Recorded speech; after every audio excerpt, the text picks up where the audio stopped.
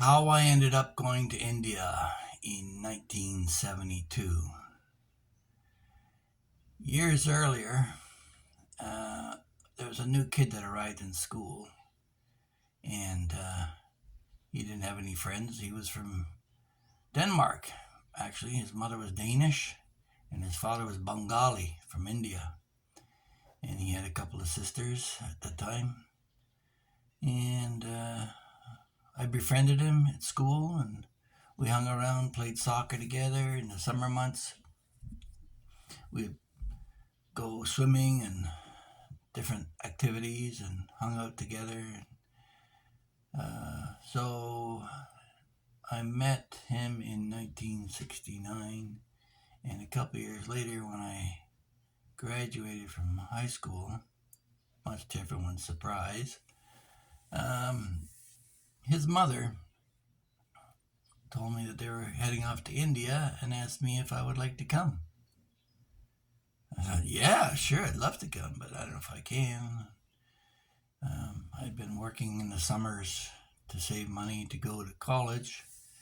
Dad pretty much told me that there was no funds available. I'd have to be paying my own way, so I thought, okay. And so when I looked at the airfare, it was about $500. Back then, $500 was like 2.5 months' wages for a guy working basic minimum wage at that time without deduction. So it was a heavy load, and Dad offered to cash in one of the Canada Savings bonds he had for me and a few dollars there. So as I was able to save up some funds to get some traveler's checks. I don't know, you don't never see traveler's checks anymore, but basically they're a bunch of checks you sign on one side when you first get the checks, and when you cash them in, you sign on the other side and hand it to the merchant, and it's supposed to be as good as cash.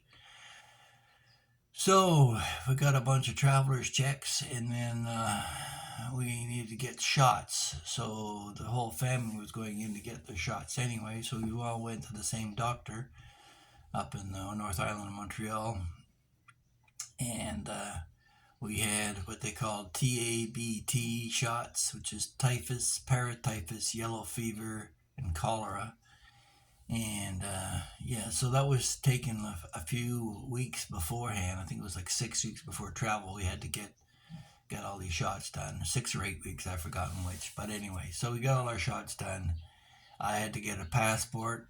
Never had a passport before in my life, so I applied for that, and I was kind of excited.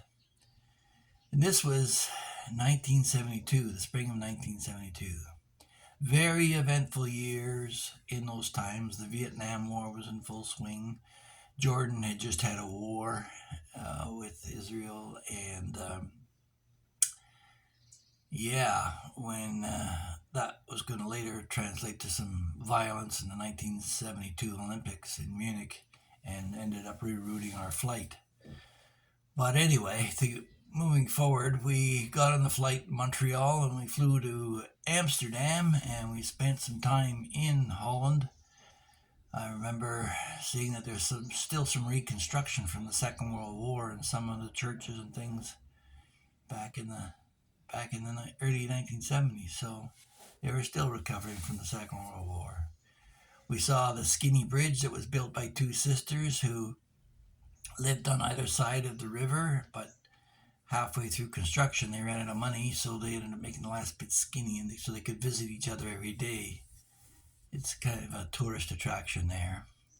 And we went and saw the Diamond District, and they laid out about $5 million worth of diamonds in front of us. And the question came up, how do you know that nobody steals a diamond? And the guy laughed. He'd been doing it for so many years. He said that if something was missing, he'd spot it immediately. But I don't know if in the world of cubic zirconias that are done so well these days, whether he could get away with that. So that was Amsterdam. We took a tour in the glass roof boats, and saw the sights of what was there. And then we flew from there to Greece. and Athens. We had to stop over there. Didn't really get much. We saw the sunset over the Parthenon, and then from that on, it was getting towards dusk. We flew to Lebanon, to Beirut.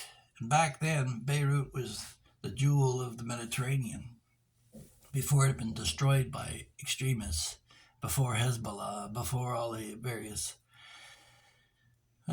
revolts. And so we had arrived just at the end of the Jordanian war, so there was guys dressed up in full Arab garb with the machine guns at the airport. It was quite intimidating. But anyway, from there, we flew out late at night to New Delhi in India, and we got there early in the morning.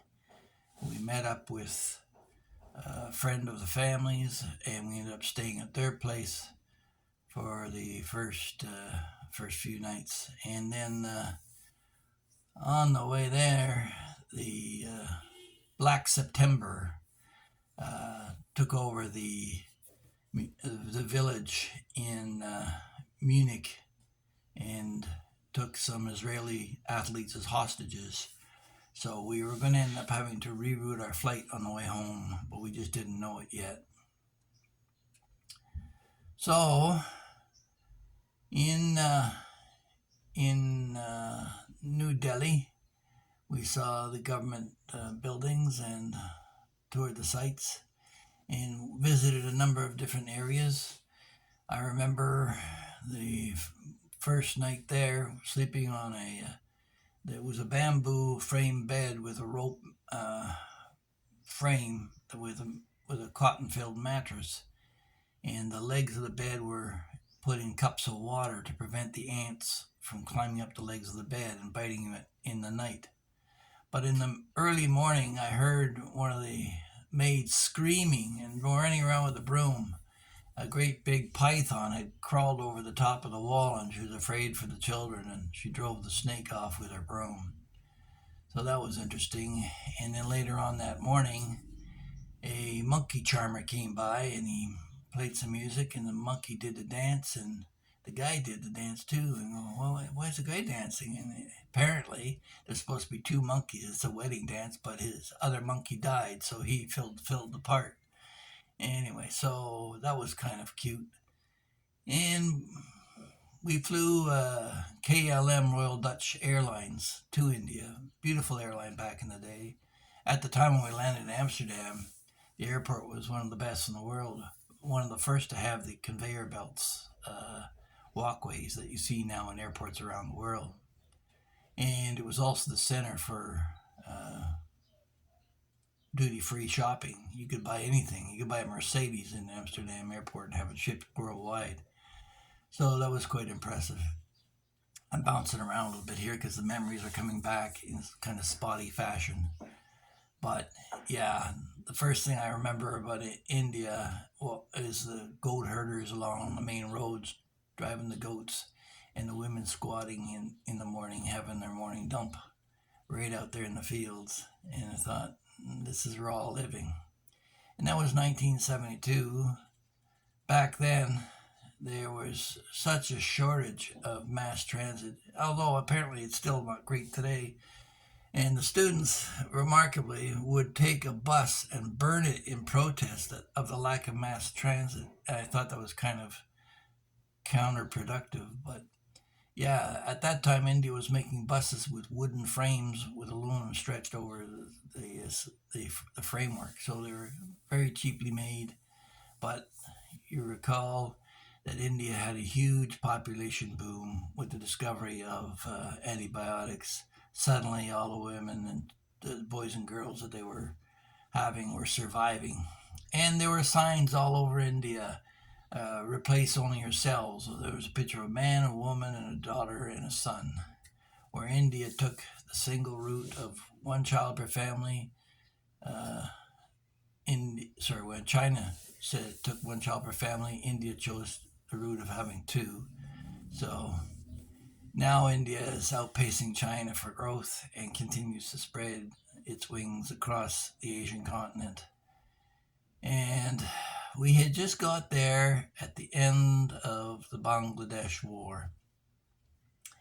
And I think I'll end it here with that there were still 1 million refugees on the street of Howrah and Calcutta when we got there. And I'll tell you in the next clip about how I almost got killed, shot at in Howrah. So that's it for now. We'll talk to you the next one. Please feel free to like and subscribe and share with your friends, and make any comments in the section below. And we'll talk to you the next week. Bye-bye.